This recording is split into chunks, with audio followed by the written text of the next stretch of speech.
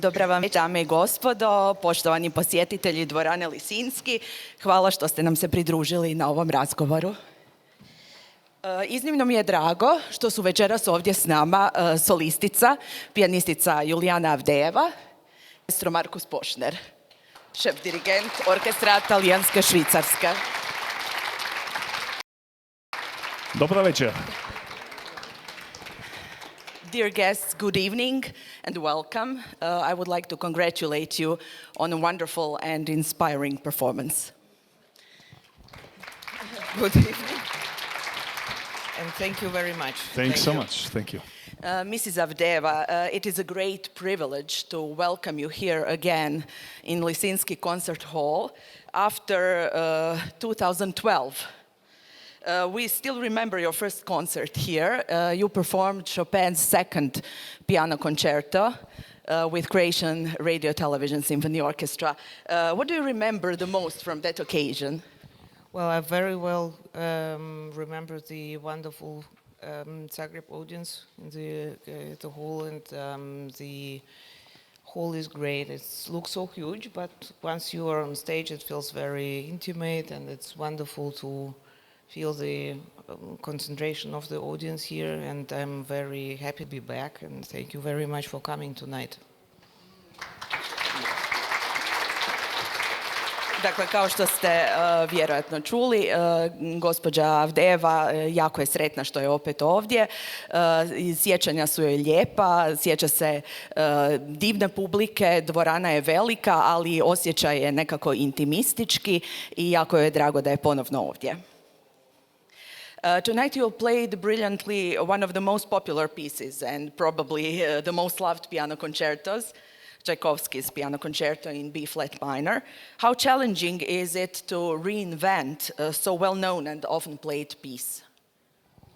Well, I think indeed that this is the piano concerto which I probably heard first in my childhood from all piano concertos, and it's very well connected in my memory also with my childhood and with the Tchaikovsky competition, which I have followed being a teenager. I think that Tchaikovsky left everything in the score, so basically it's very helpful to open the music score and to read it and somehow to feel it again from the scratch in a way, yes, just I don't know, feel it as I would be opening the score for the first time, and this is absolutely wonderful that the Orkestra Svizzera Italiano and Markus Poschner, that we, in a way, we had a very similar feeling of this music. It's very fresh. It's the second movement, the lyrical moments are more nature-like moments, and I enjoyed it very much playing with you. Thank you. Dakle, Julijana Avdejeva svira već dugo ovaj Čajkovskijev koncert. Zapravo, to je koncert koji veže uz najranije djetinjstvo i najranija sjećanja iz djetinjstva. Prvi koncert koji je čula i prati ju zapravo kroz cijeli život i smatra kako je zapravo najbolje otvoriti partituru toga koncerta i na taj način pokušati prodrijeti u njegovu srž, u njegovu bit. Drago je što sa maestrom Poschnerom i orkestrom dijeli zapravo isto viđenje te partiture. Maestro Poschner, tonight's concert is the last part of the tour with Julijana Avdejeva and Orkestra della Svizzera Italiana. Where did you perform before this venue, and what are your overall impressions? Yeah, we started our tour in Munich, my hometown. It was a special feeling to be at home. It's also in the meantime, your hometown in the meanwhile. And before yesterday, on Thursday, we've been in Lugano, also at home. It feels at home as well here in Zagreb. Yeah. So actually, it was a quite small tour, 3 concerts and totally different halls, of course.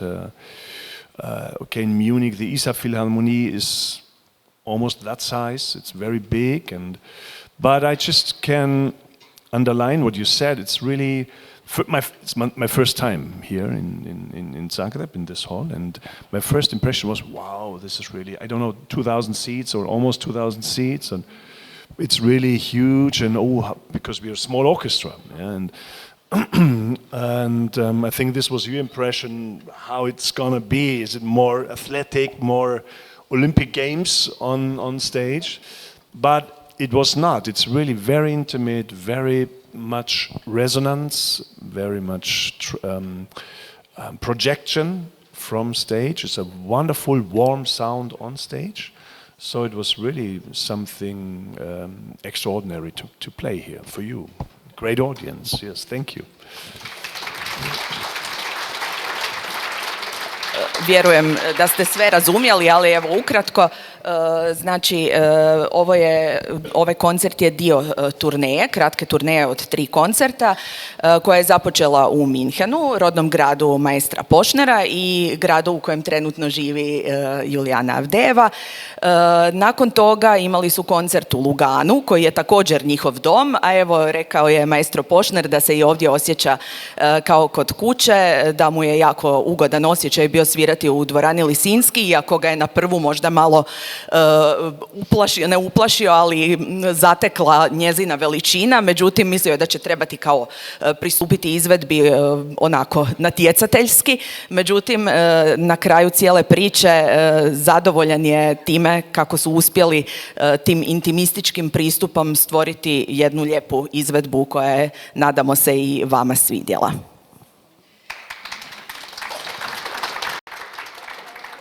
What was your choice of program for this tour based on?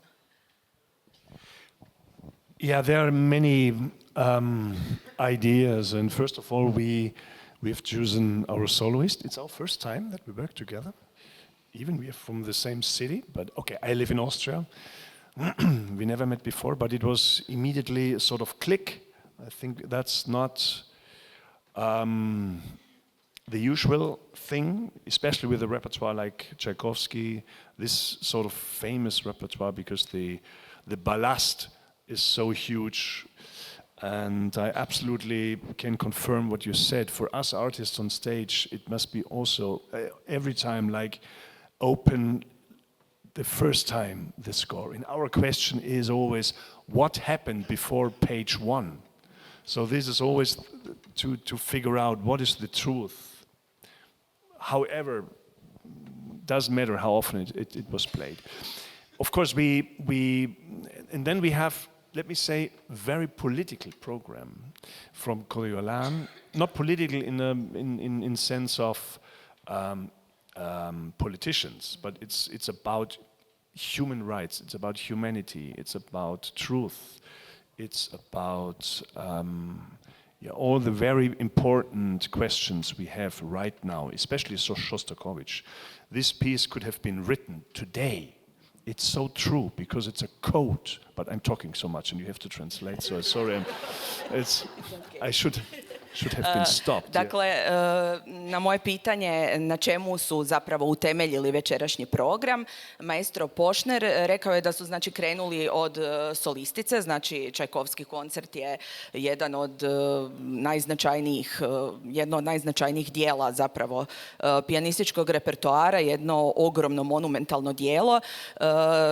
Tu je, naravno, krenuli su od solistice, to je njihova prva suradnja sa Julijanom Avdejevom, i zajednički su proniknuli nekako ponovno u srž toga dijela. Osim toga, tu su uvertira Coriolan Beethovenova i Šostakovićeva 9. simfonija, za koje maestro Poschner tvrdi da su zapravo mogle biti napisane i danas, da imaju nekakav ne politički, ali aspekt vezan uz humanost, ljudska prava i zbivanja zapravo društvena koja su i danas aktualna. And just let me add one thing, because all these 3 pieces, which are, I don't know, maybe 150 years in between, so it's not the same epoch, we have different centuries, but they're very close, because it's all of 3 composers had more or less the same personal approach. Coriolan, it's a sort of alter ego from Beethoven, somebody who fights for freedom and against the misleading of power and against it's a very personal fight as well. Maybe this is not so interesting now because it's another story. Once the story of Coriolan, but this was also Beethoven's personal struggling as an individualist against having always the same rules, against establishment. Tchaikovsky, very personal piece, and it's not this sort of only powerful hurrah. It's very intimate, very fragile, and it's also a sort of fight, but with yourself, with your goals and your vision and your personality. And finally, Shostakovich, of course, because this is absolutely not a symphony as it looks like. It's an anti-symphony. Everything is a masquerade. It's a code. It's not true. The truth is in between the lines. It sounds like a symphonie classique, like Prokofiev. It's just like this, but it's so deep and so much hidden enigmas in this piece that you need to hear it many times to understand what his personal sort of protest, provocation, and attack to the nonsense of war. Every war makes anyone a loser. So that's the final message of this piece. So we have this arc between all these three different epochs and composers. But finally there's one fil rouge, a red line, a guideline between all these three pieces.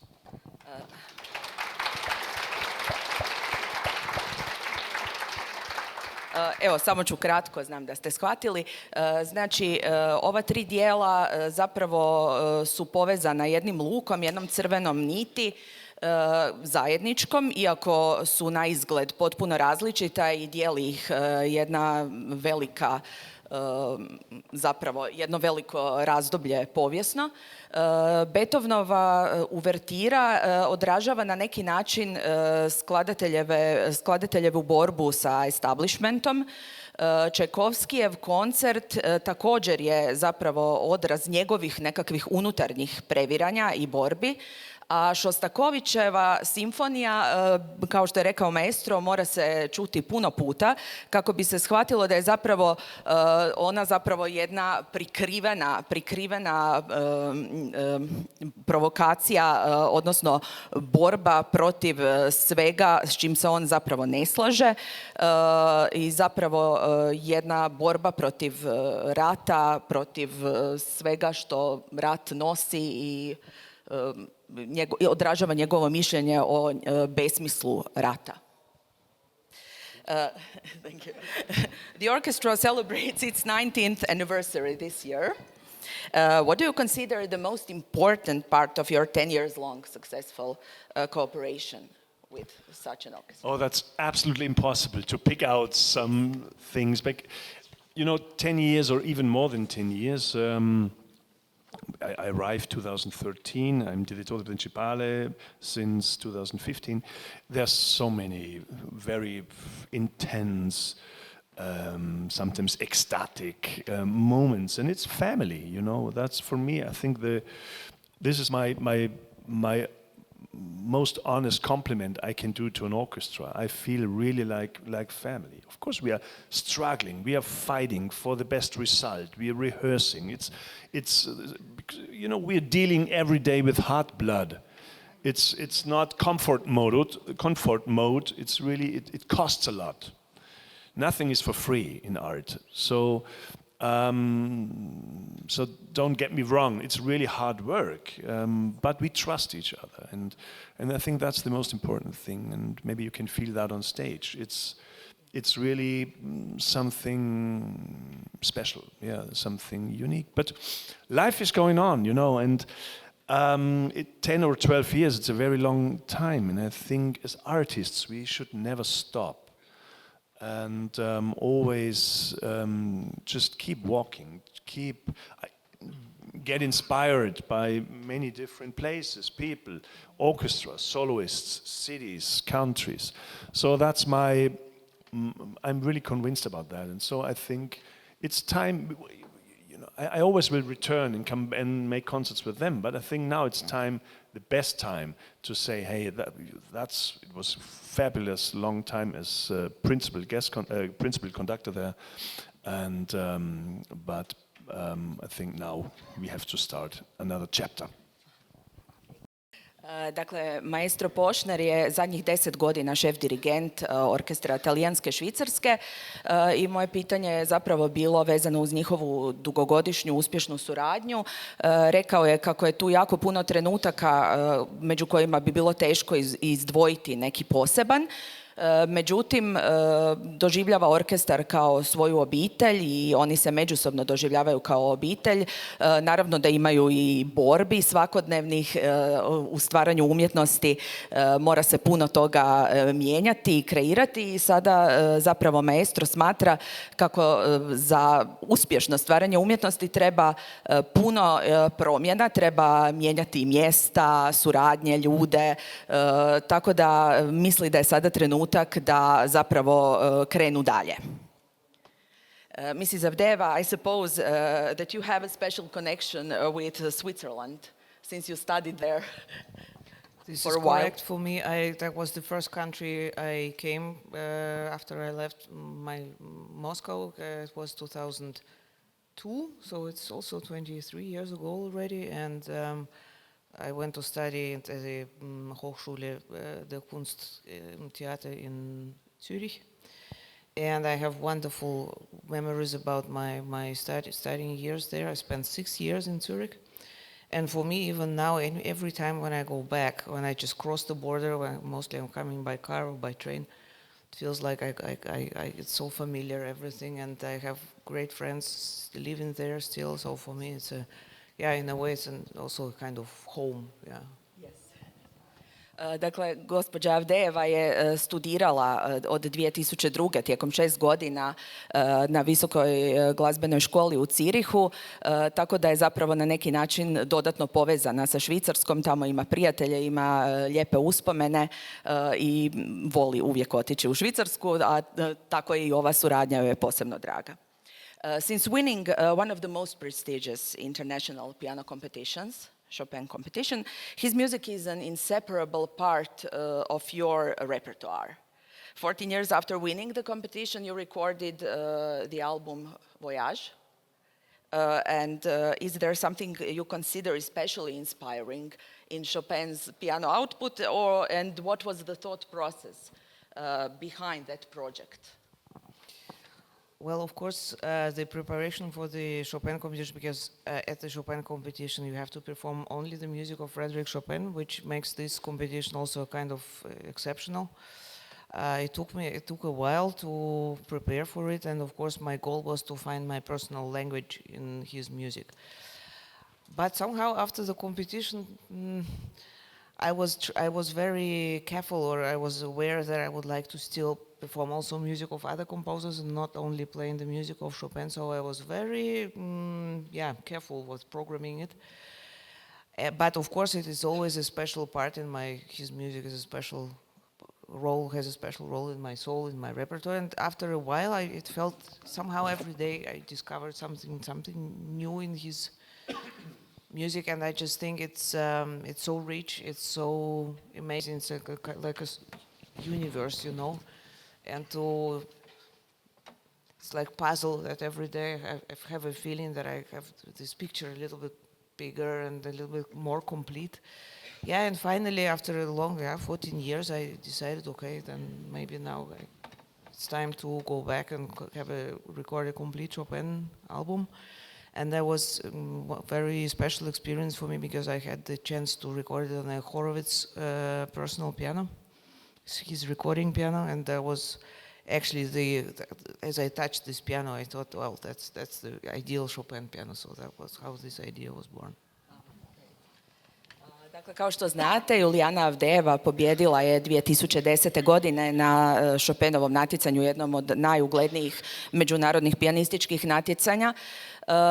I moje pitanje je zapravo bilo vezano uz njezino nadahnuće Chopinovim opusom. Rekla je da je naravno za to natjecanje morala vježbati isključivo Chopinova djela, pošto su samo ona dio tog natjecanja, i da je nakon tog razdoblja, iako je uživala u tome, zapravo na neki način se odmaknula od njegovih djela i počela je svirati nekakva druga ostvarenja, drugih skladatelja. Tek se nakon nekog vremena ipak odlučila vratiti Chopinu. Pronašla je u njegovom stvaralaštvu neke nove izove i tako je nastao i album Voyage sa Chopinovim kasnim djelima, koji je zapravo snimila na klaviru na kojem je snimao i svirao jedan od najpoznatijih pijanista, Vladimir Horowitz. Your recording collection is really admirable. Besides Chopin, you have recorded works by Spielmann, Shostakovich, Weinberg, Prokofiev, Bach, Mozart, Schubert, and so on. Do you enjoy the process of making the recordings? And how does your approach and mindset change during making recordings in comparison with the live performances? Well, in the beginning, I did not like the studio recordings at all. There was such a difference to the live performance because I could never reach in my feeling the level of the adrenaline or whatever, which I adore at the live performances. But after I had a great luck to work in studio with Gidon Kremer, so we have recorded several albums together, and I realized that studio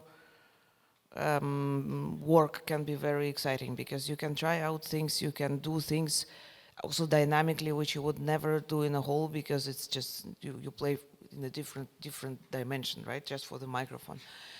And I have also a great partner, a fantastic sound engineer, because just today we finally finished the new recording. It will be the 24 Preludes and Fugues by Shostakovich, Opus 87, 2 CDs, huge work from him, fantastic. His name is Bernhard Güttler. He's an amazing partner who I trust very much, and where I feel literally that I can open myself, and I'm very lucky to have him as a recording partner. Dakle, gospođa Avdejeva ima zavidnu kolekciju zapravo snimki i albuma. Snimala je stvarno djela različitih skladatelja. Moje pitanje je zapravo bilo vezano uz usporedbu osjećaja dok snima i live izvedbi, živih izvedbi. Znači, u početku joj je bilo, zapravo u studiju joj je bio neobičan osjećaj. Mislila je da će joj nedostajati taj adrenalin koji osjeća prilikom izvedbi uživo. Međutim, nakon nekog vremena, nakon suradnje sa slavnim violinistom Gidonom Kremerom, shvatila je zapravo da u studiju može postići nešto posebno dinamično. U tome joj jako pomaže njezin suradnik tonmajstor Bernhard Güttler. Thank you. I on zapravo skupa sa gospođom Avdejevom stvara posebne te nekakve umjetničke priče ispred mikrofona. Maestro Poschner, besides being a principal conductor of Orkestra della Svizzera Italiana, your professional role include position of the chief conductor of Bruckner Orchestra Linz as well, but there are also some exciting news.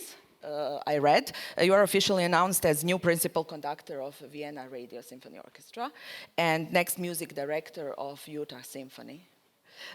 What are the possible differences in your approach to cooperation with such different orchestras? An orchestra, even if they play the same pieces or mainly the same repertoire, it got their own personality. And like Aussie, okay, this is a little different size of orchestra, more chamber orchestra size. But my orchestra, Bruckner Orchestra in Linz, they have very profound, this typical Bruckner sound, very, brass, how the brass section sounds and how they phrase the music, how they are connected to folk music. This is very unique and totally different to Vienna. Vienna is an island a little bit, and there are 3 orchestras in Vienna: the Philharmonic, the Vienna Symphony Orchestra, and the Radio Symphony Orchestra. And so they all are very different as well. But as a Radio Symphony Orchestra, they performed a lot of contemporary music. But the last 3 years, I recorded with them and the Bruckner Orchestra an entire complete symphony cycle, all 18 versions. It's a complete version edition. It's never done before. So we played Bruckner very much, and this was a totally new aspect for them, and it sounds different. Even it's only 180 kilometers between those 2 cities. Different because I think it has to do with the people there, how they listen music, how they grew up, what was their education and their environment, and it's always a different thing, even if it's the same symphony. And of course, Utah Symphony, that's an adventure for me. It's a new country, and it's a totally different system of orchestra, how they are connected with society and community. You know that it's not the same like in Europe, and it's a phenomenal orchestra, one of the big 10 orchestras in the United States.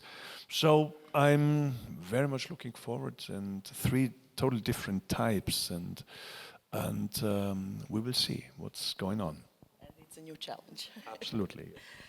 Dakle, maestro Poschner, osim što je šef dirigent Orkestra Talijanske Švicarske, on je također i šef dirigent Brucknerovog orkestra iz Linca, a tu su i neke novosti. Znači, od sljedećih sezona on će biti šef dirigent Radijskog simfonijskog orkestra iz Beča i također simfoničara iz Utaha. Tako da, moje pitanje je zapravo bilo vezano uz različit pristup tim orkestrima i suradnji s tim orkestrima.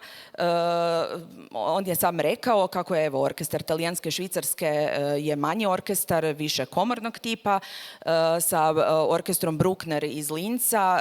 Naravno, snimao je Brucknerove simfonije, to je njegov veliki monumentalni projekt gdje je snimio sve Brucknerove simfonije, sve inačice zapravo, i također je izvodio Brucknera i sa Bečkim radijskim simfonijskim orkestrom, a u Utahu, u Sjedinjenim Američkim Državama, zapravo orkestri su dosta vezani uz zajednicu, uz društvo, drugčiji je jednostavno način funkcioniranja, način suradnje, tako da mu je sve to zapravo zanimljivo, različito, ali i izazovno. You mentioned your Bruckner symphonies, and we know that you are devoted and specialized in Bruckner symphonies interpretation. You were awarded the ICMA Special Achievement Award for that project.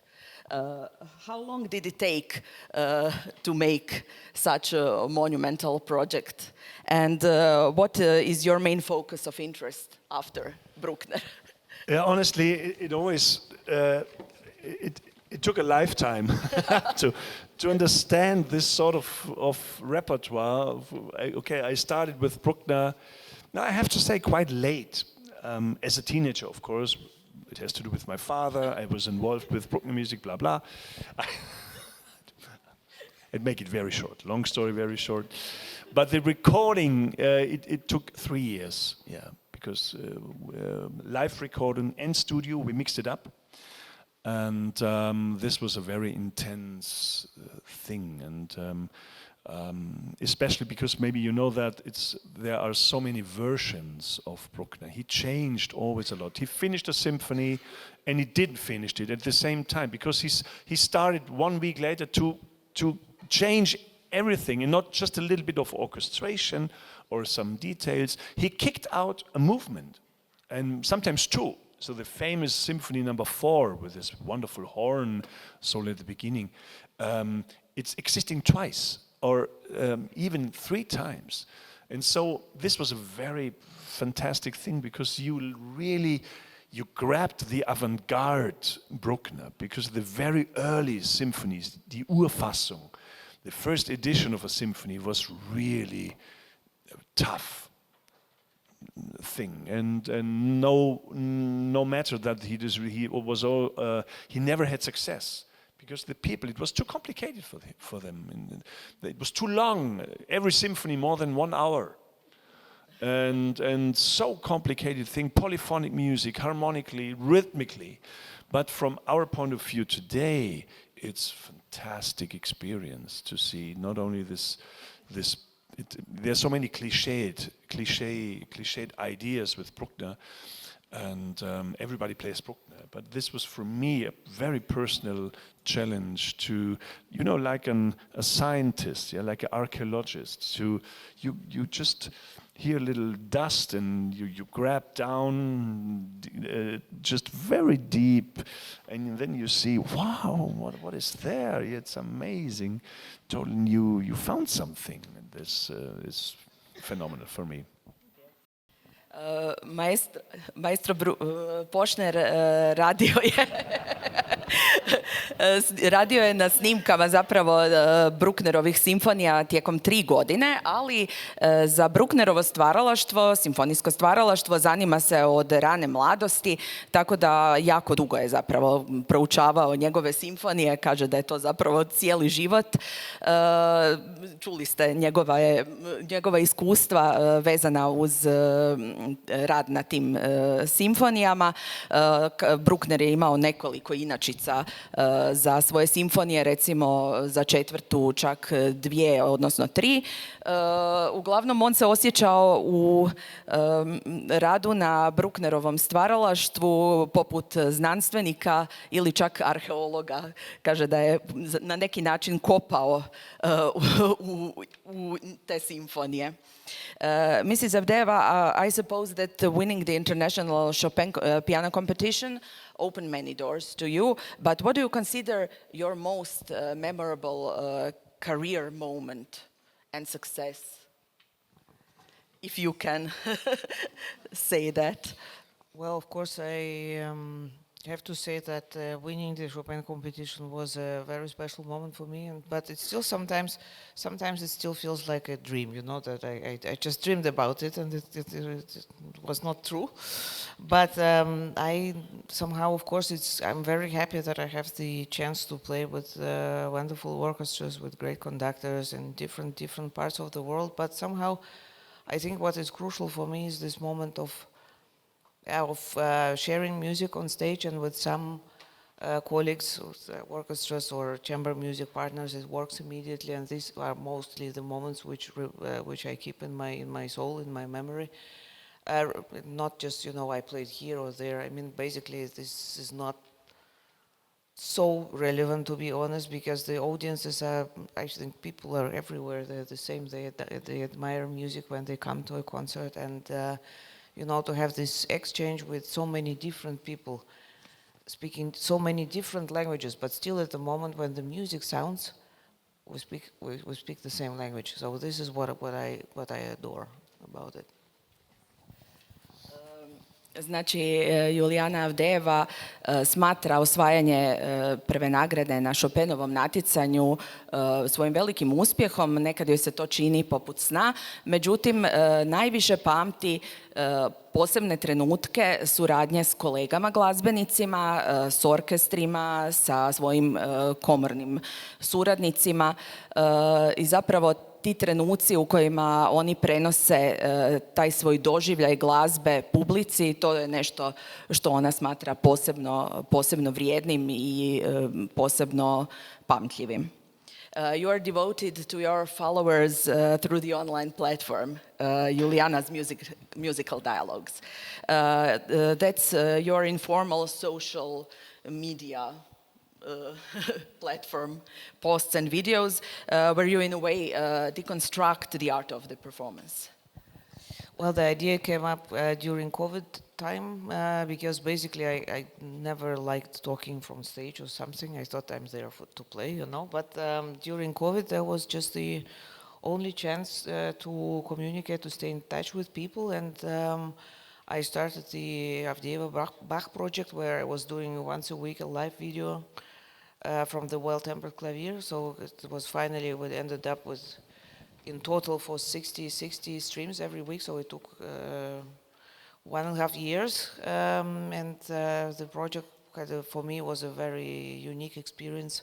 It had 500,000 views, so it was rather, I mean, to start it from nothing, it was rather a big success. But for me, it was exciting to see the people who attend the concerts. Some people just never attended some concerts. But this enthusiasm to the music, to share it with people, to get some new ideas about the pieces or about the books they read or something, that was very, very exciting for me. And now I'm keeping it on. Now with Shostakovich, with 24 Preludes and Fugues by Shostakovich, and it's for me is indeed a very, very inspiring process of exchange with the people. Julijana Avdejeva aktivna je na društvenim mrežama, ima zapravo svoju online platformu Julijana's Musical Dialogues. Ovdje ona zapravo dijeli svoja razmišljanja o glazbi, o dijelima, skladateljima i na neki način približava tu glazbenu umjetnost, pijanističku umjetnost širom krugu ljudi. To se zapravo, ideja za to se rodila tijekom pandemije covida, kada je započela sa Bachovim projektom. Tu je zapravo snimala ciklus Dobro ugođeni klavir, Bachov, a trenutno je se posvetila zapravo Šostakovićevim preludijima, 24 preludija. Uglavnom, sada trenutno smatra kako je to dobar način da komunicira sa širim krugom ljudi, s publikom, da se na neki način približi njima cijela umjetnost i ona sama skupa s tim. At the end, we came to the end. Could you both tell us something about your short-term and long-term plans or wishes? Well, I'm very happy that this year I can present the 24 Preludes and Fugues by Shostakovich in different venues, and I also have some repertoire challenges for next year as well with Bartók piano concertos. And also Prokofiev piano concerto. So basically, I have to say, we pianists were blessed and somehow damned at the same time, because we have so many pieces which we can play. So I'm very excited to the new pieces and new concertos which I will learn, and that's very exciting. Dakle, planovi Julijane Avdejeve su da se trenutno posveti izvedbama Šostakovićevih 24 preludija i fuga, a uz to okreće se malo i nekom novom repertoaru, Bartóku i Prokofjevu.